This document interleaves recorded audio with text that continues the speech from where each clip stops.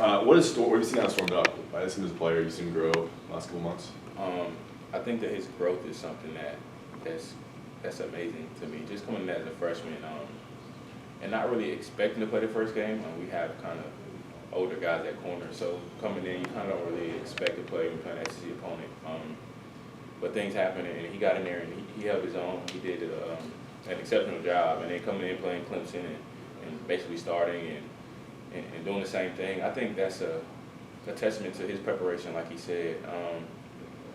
Those are two top-tier opponents.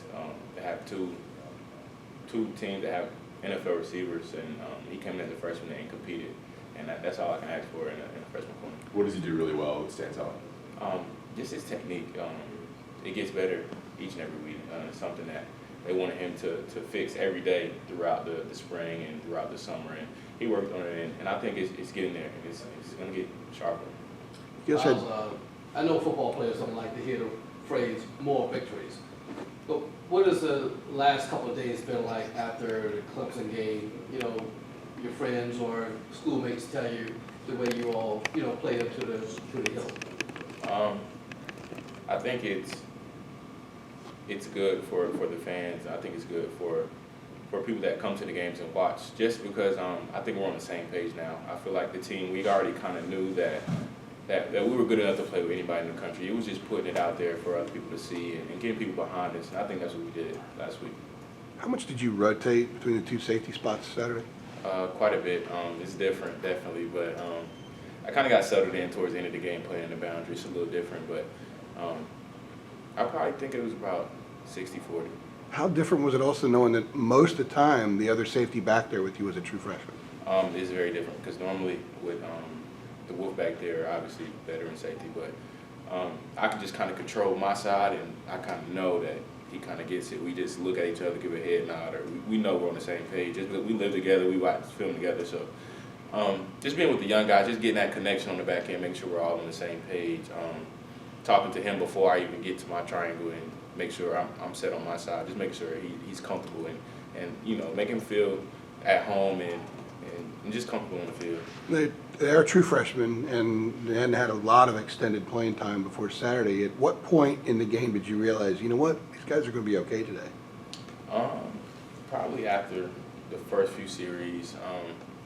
I kind of looked in your eyes, and you can kind of just feel it. They weren't jittery. They were a little bit comfortable. During pregame, you kind of don't know just because they're not out there. And when it clears and the first play is there, it's just a different vibe and everything else. It's you versus them.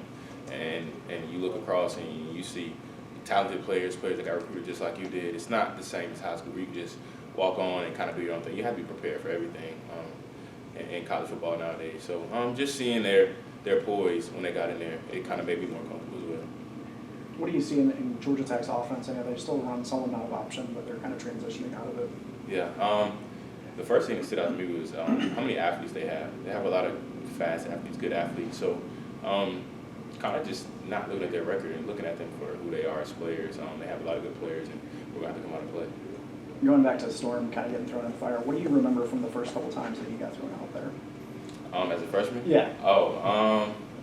I was ready. I was kind of the same as Storm. I wasn't nervous, more anxious and excited than anything else. Just because when you're a freshman, you build the confidence through the older guys. When older guys see confidence in you, and they kind of want you on the field, and it builds confidence in yourself. So I think we kind of had the same kind of deal. I kind of got thrown in a big game, Miami, 2016. I think we won that game, and I played fairly well that game too. So kind of the same story. What do young DBs kind of have to adjust to most at this level? I'd definitely say the game speed and just the schematics of everything. Before, you could just go out there and play man-to-man and be all right. But now it's kind of more to it. Looking at where receivers line up. Are they on the hash, off the hash? Where are they off the ball? What checks do we have to make to get to this formation? So I think the mental part of it is the biggest part. Myles, before y'all pushed Clemson to the brink last Saturday, obviously y'all had losses to lesser opponents in App State and Wake. What will it take for y'all to make sure that same Carolina team is there every week that was there Saturday? I think the will of the team just to get back to have an opportunity to play them again. I think now every game counts. It's the conference play. Every game is important. And essentially this week is more important than last week in terms that that they're on our side of the ACC, and this determines bowl game hopes and ACC championship. So every game is a big game from here on out. Has that been talked about a lot, just kind of being that close and then having the opportunity to go out and win the Coastal and see them again in December? Yeah, definitely. Anytime you drop the first three, you always have to look, well, not the first three, but drop 3 games early. Kind of have to look forward and look to see what the future beholds. You can't go back and get them back. So just looking at our goals and what we have set for this year, they're all attainable, and just seeing what we have to do to achieve those goals. Georgia Tech last week scored a grand total of 2 points. I mean, how can you look at them and you know, human nature, you know, and get, you know, kind of overcome? Mm-hmm.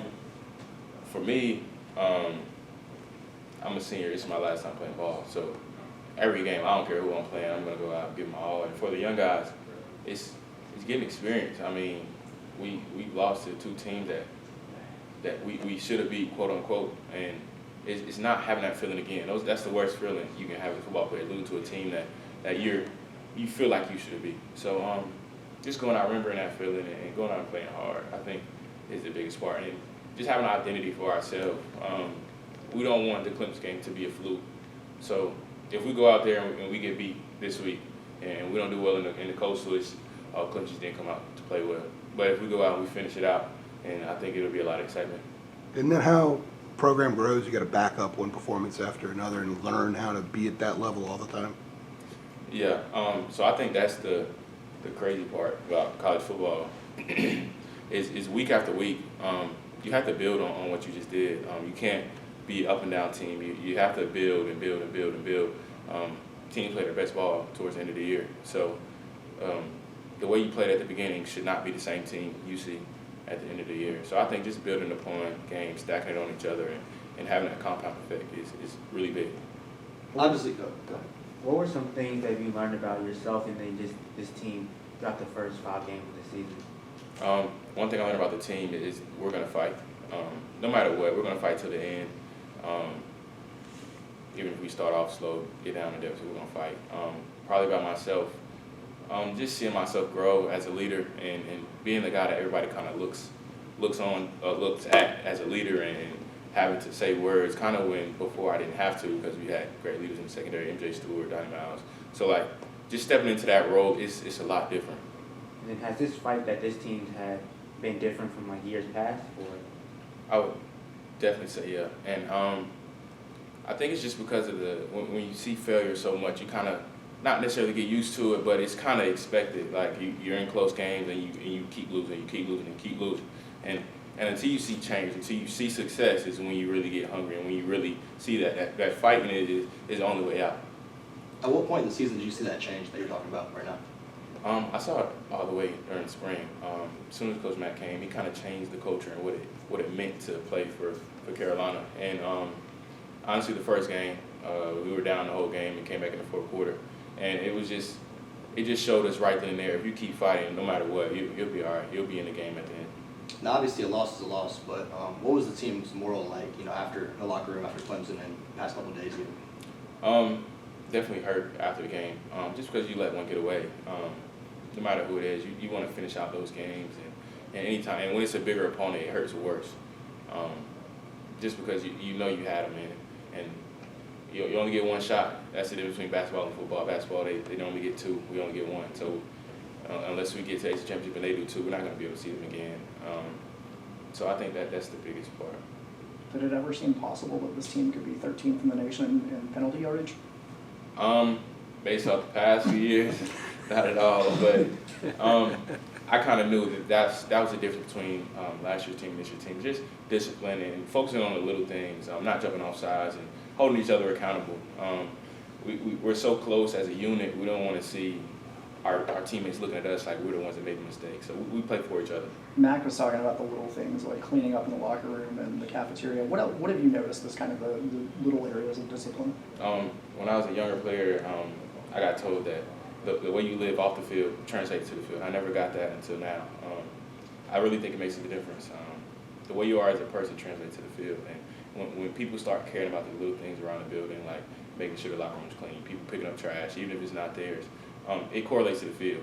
You're going to take more pride in what you do. Is there anybody that's kind of in the locker room yelling at guys when they're leaving it messy? Everybody.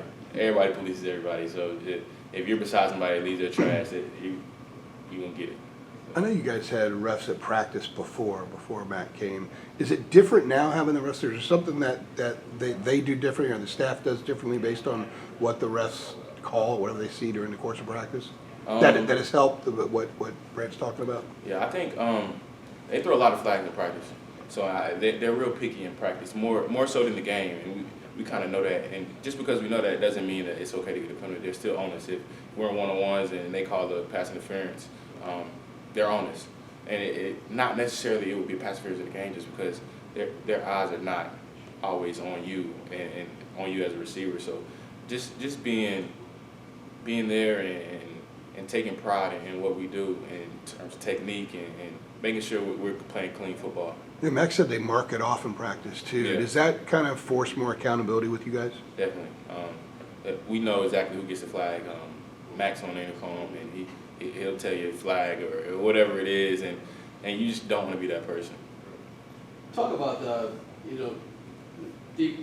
coaching staff, in general, when somebody else said that, Coach Bateman had the perfect game plan for y'all against Clemson. I mean, when you have something like that, gives you more confidence when your coaches put together a plan and all you have to do is execute it and you believe in it. Yeah. So I think that's one of the biggest differences with this team is the trust within the players and the coaches. The players fully trust everything that we're being told by the coaches, and I think you can definitely see it on the field. That translates to passion and a want to practice. If you're going out there and you're practicing a scheme that you really don't like, you're most likely gonna jog around and you're gonna find excuses. But it's no excuses when we're out there practicing whatever we have for the week. It's just getting it done. Thank you. Thanks.